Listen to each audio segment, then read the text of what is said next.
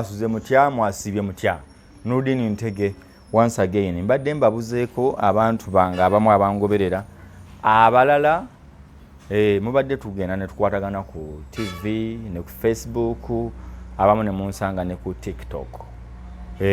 channel badde yafunamu ensonga kati tukomyewo butereevu tuli ku Baba TV ne tubeera ku Noordeen Ntege ale ne tubeera ku Megatron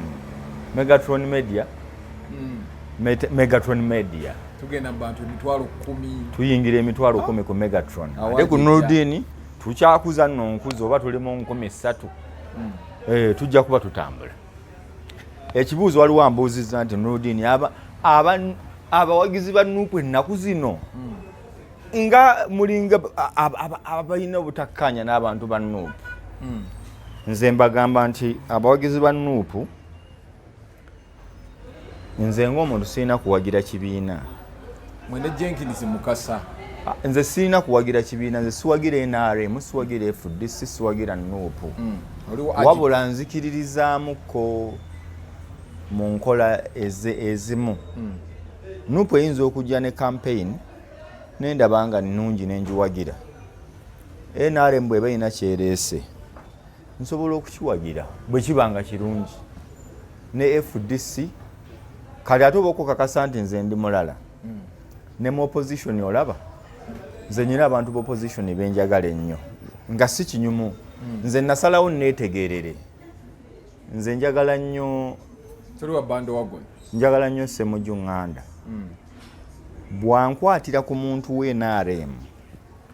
ayina engeri gyakunyigira omuntu w'NRM with the facts n'amubuuza mwabba kino waggalanga oluguudo n'okola bwoti eggwanga kuganga omulaba obusungu bwe ayina kwabubeesinga era ng'asaba omuntu atereeze mu kino wamulaba yavaayo wano ku Mubajji Sheyi Mubajji Mufti n'akulaga engeri gye yalyamu ssente yatunda omuzikiti yatunda ettaka oba lya golf course ng'omulaba ebintu byayogera tava mu bbanga you get n'avaawo awo natunuulira omukulu Abedi Bwanika ye akuwa ensonga ze nti ayagala change sikabampaane bwe kiba ekiriwo kisobola okutaasa omuntu aliwo ennaku zino alumba Bobi Wine talumba abuulira bantu mazima then nenjagala Bobi Wine nti Bobi Wine ajja bwe kuba kulabisa gavumenti ajja kugirabisa mu mbeera yonna okitegeera nti gavumenti avaayo mu mbeera yange ya Noordeen gye yandivuddemu omuntu wonna masuba mu kikajjo weekawo empowaawa nga tatunuulidde protocol mpisa naki ye n'akugamba ekyo kiri bwe kiti black and white okitegedde kati ono principle muyinza okwawukana nti naye ku byonna ani akusingira kati Bobi Wine mwagala era nkakasa nti for now oyagala toyagala teri muntu amusinga Amasanyalaze mu Uganda Kyagulanyi Sentamu osobola kufunamu ko lunaku n'omugambako ekimukutte naye tosobola kumufunako wini ya wiki funako wini ya kaseera kuba abantu batukana kasita basooka ne bagana edda ne badde mu kyamu bwayita ennaku 2 bennyini bakugamba twala eri olega katwe lololololo because they believe in him so yafuna that believability nga Kyagulanyi Sentamu ba Bobi Wine ate somehow yakyusaamu ng'oggyeko bino ebirala nnyinza obutakkiriziganya na bukoddo bwe nnyinza obutakkiriziganya na kwagala kuba sita yekka naye at least he maintains kyayagala okugira yes Mwanyinaze leeta kyayi wange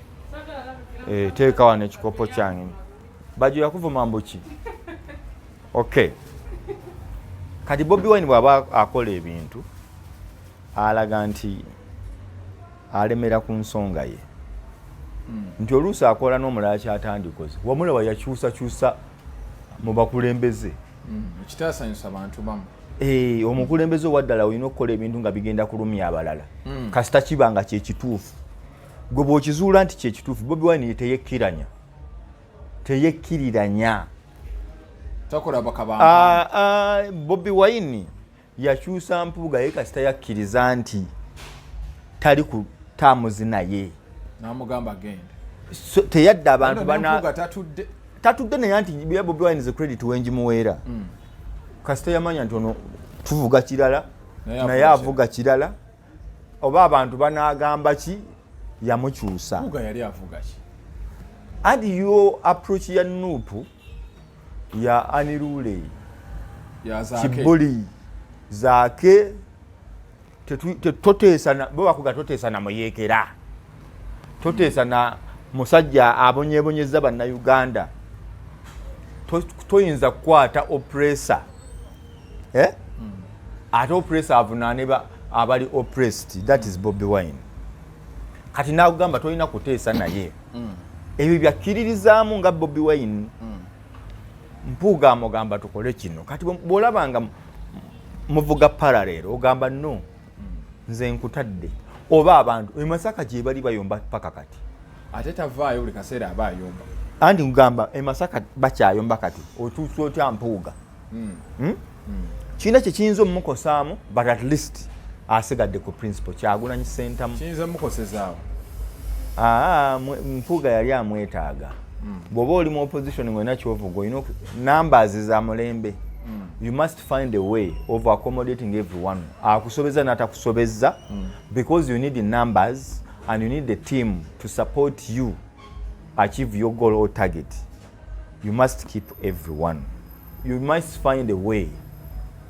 of resolving issues with the people. Tosigazaako nti oba agenda akole ki agende mpola mpola kagenderere bayinza okugenda abawera nga tokola ki tomanyi but nedde oyinza okuba omuwanguzi but in a long run time comes nga somehow you lost something. Bwemba ndi mukkiriza mu Mpuuga ne bwe tuba asatu oba otufiiriddwa oyinza osigaza omutwalo naye asatu gano nago obadde ogakola ki ogeetaaga. So it happens but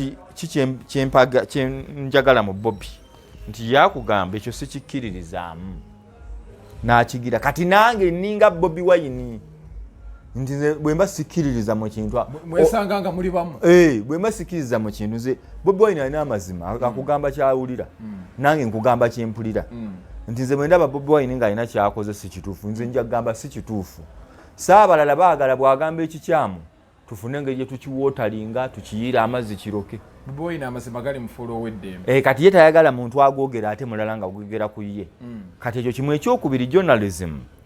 ab'amawulire Uganda eri mu ttabu nti ab'amawulire bakola mu mbeera eri nti tusavinga kati individual instead of journalism or masses. Tuyina ebitufuga mu kukola amawulire amazima fairness balanced ebirala bingi ebirimu okitegeera. Balanced kitegeeza nti bw'oba oyogera ku Nuupu yogera mazima, bw'oba oyogera ku NRM yogera mazima, bw'oyogera ku NRM ne Nuupu gireese oba kyetaagisa kitegedde. So sigamba abe NRM no kati ab'amawulire b'e Uganda baatuka ku level nti oyogera ku NRM bibi n'oyogera ku Nuupu birungi olwo n'oba tewa amawulire mulungi nnyo. Bano abasinkana President Museveni si yekka nkuge basinkana President basigala ne Bobi Wine nabo bamusangira obasanga ng'oli akutte Bobi Wine mu ngalo era ng'avuddeyo alaba nti ngenda kukusaavinga n'omutima gumu naye ate agamba wa mawulire. Kati ogenze wa Museveni president wange olinaganze Bobi Wine ye president wange ekiba kikole kibe. Olinaga Museveni ye president wange ekiba kibe. Ate at the same time n'agamba tuli ba mawulire. Bw'ogenda ku Nuupu ne bakukuba baba batuufu ogambye gwagira Museveni. Bw'ogende wa Museveni ne bakukubirayo ng'ogamba ate government teri fair. Fe ab'amawulire temuli ba mawulire muli ba Nuupu ba muli be NRM. Kati waliwo abasigalawo okugamba nti if Kyagulanyi messes somewhere fe tujja kulaga his mess akiri yalinge ng'ab'amawulire kati baba wagizi ne bakugamba tasobya Kyagulanyi bw'akola ekikyamu kiwane buwanyi so nga mu mawulire tulina okujjayo kyolaba nti si kituufu. Tulinga opposition mu government. Opposition omu ku mulimu gwayo kulondoola business za government, kulondoola nkola zaayo, kuwabula government. Kaakati mu mawulire naffe tucekinga ebisobye ne tubireeta emabega walabyeko nga eddwaliro ly'emulago eddagala lizeemu okubbibwa. Olupapula lwa sitole lwa government New Vision page 1 nga bakoze research nti emulago okuva ku Galina afuna emitwalo 15 avuga Haria Kawundo nga Galina toilet paper gondi ba doctor be bazitunda ya kasanvu owulira Galina avuga Kawundo afuna emitwalo 15 naye avuga Kawundo eyo mulago hospital kati Galina bilawa akolagana na mukulu dokita yakujjanjaba n'agamba Galina jja kwogera n'omulwadde ono wano mu lukuubo nga mmota omutwale ku kiriniki yange ekyo kimu ojja kwogera n'omulwadde ono oba omujjanjabi wano mu kutambula wano omugamba eddagala nno lye bakutumye wali lya 3 wano ogenda difuna ku 10 n'emeka lino lyateeka mu kiriniki naye 15 no olwakuguza lya gavumenti ery'obwereere eyo story yafulumye bw'ogiwandiika bwetyo nga bagamba olabe gavumenti bw'eri embi n'ogivaako n'ogamba naye kati kimaze okuzuulibwa abannuutu nabo tugeze ne wabayo story bwetyo bw'ogyogera olwo oli mubi walidde nti naye nedda ababaka ba Nuupu temutukoledde. Era kati waliwo yabuuza wano gwe nali naye nti naye kati ababaka ba Nuupu kati nga wano mu Buganda ne mu Busoga twalonda ba Nuupu ne tugamba tetujja kuwa bantu bali kalulu bali mu gavumenti etunyigiriza kuba eno gavumenti ya Museveni nzibi tefa ku muntu wa bulijjo nno ebituufu gavumenti ya President Museveni ekulaga yo ekola byayo banoonya kati bakanyonnyola ngeri ndya yanguzi osanga omuntu nga bamukonvictinze side wano tunulira ensonga y'amabaati ani ali mu kkomera twandibadde nga tugamba nti ababba amabaati singa n'ebintu byabwe babiwamba mu nsi ziri ne bakuterako nti ogenda kumala emyaka 10 oba 2 nga tokkirizibwa kufuna kifo kyonna mu gavumenti nakati reshuffle oba yaleero si yandero reshuffle nga tonnagivaako abantu bakyali ba minisita abo boolaba owulira bakyali ba minisita mu gafo gaabwe kati bw'ova ino oyogerako nga bagamba oyo opposition abopposition bwe bagandi ne bannange n'obuntu buno obusomerosomero obuntu obutandikirwako temusobola kuyambako ku muntu wa bulijjo bonna baddukira mu kintu kimu ambulance kuba etambula n'erinnya ly'omubaka n'omubuuza naye kakati katubabuuze 20 paka kati mutuwe nga ffe abalonzi ki kye twafuna mu kuggyako abaali NRM ne tuleeta opposition omulonzi n'asigala ng'asafalinga when you come out to talk about it akonako katukola ki katutama but we suffer together or as a team or as a community so abantu tebakyayagala ayogera mazima kyenkugamba nti Kyagulanyi yagamba ajja kwogera mazima nze ne mmukoppa yatugamba nti bwoba oyagala okusigala ku mazima weetegeka okubeera okusigala aliwa obwomu nze kati banvuma oyo Noordeen kuba omukulu yatulabula bantu okopa mukulu yatulabula n'atugamba bwoba oliredde okwogera amazima ogenda kukola ki kusigala wekka nayogera wano ku gravity yavaayo n'ayogera ku ki ku ddwaliro n'agamba nti Kyagulanyi amuwa ettaka nze nagamba kituufu kati buzibu ki obukirimu bwe tuba nga ffenna twagala eggwanga lyaffe nakugamba nti gavumenti eno nga bwe nkugambye gye ntandikidde nti babbi beeyagaliza bokka bava ku bannansi eno gavumenti mbi nnyo agirinamu essubi gwe neewuunya. One, if omuntu okukola bizinensi alina kufunamu magoba ali asobole okusurvivinga, gwe n'omanya nti nno URA wagiteekawo nga katego si kukulaakulanya ggwanga wabula kwavuwaza beewoozaako omusolo. Kubbiramu bantu. URA tefaayo oba ofiirwa oba tofiirwa. Yagala ssente. Ababaka ba paalamenti be twogerako zino budget za Uganda oziraba ziyita mu paalamenti, opposition kwetuula ku committee bazaprovinga bala kye batakola kiri kimu kugenda gye bagisomera ne wano mu approval process zonna opposition ebeeramu. I can say no in particular. Nze mba njagala batuwe budget esoma nti emisolo gigenda kuba bwekiti nga ginyigiriza omuntu wa bulijjo. Ababaka ba opposition baveyo bagambe okufa n'obutanyaguwa bwe mutatoola musolo ku kino, bwe mutongeza bya bulimi